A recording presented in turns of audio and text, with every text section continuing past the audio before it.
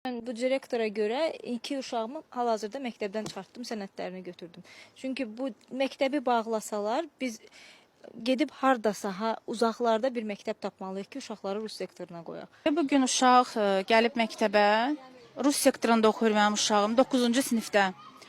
Gəlib ki, girsin məktəbə, o deyib, necə mən burada oxuyuram, mən bəs belə elə, uşağı qoymayıblar içəri. Bu nə qədər həqiqətə uyğundur. Yığışdıq şəhər məktəbin qabağında, dedik ki, olmasa gəlsin, yaxınlaşın direktor, yəni bir nümayəndəsini yollasın. Bizə dəqiq məlumat verilsin ki, vəziyyət necə? Mən 2 övladım təhsil alır. Bir ailədən 2 nəfər məktəbdən çıxarılırsa və yaxud bölmə bağlanırsa, çöldə qalsa, bilirsiniz bu nə deməkdir? Bir ailəni təhsildən yayındırmaqdır.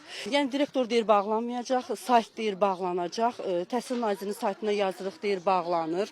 Müəyyən xəbərlər alırıq, bağlanır. Məktəbin qapısına yaxınlaşanda arxamdan içəridə olan kim idisə ömrümdə görməmişəm, ona işarə elədi ki, qoyum içəri. O da sinəsi ilə mənim qabağımı kəsdi ki, mən tanımıram kimdir, axrandır, kimdir. Mən birinci dəfədir görürəm. Məni kimdir ki, sinəsi ilə mənim işlədiyim 20 il işlədiyim məktəbdə məni qoymur və həmin adamın kimliyi bilinmir.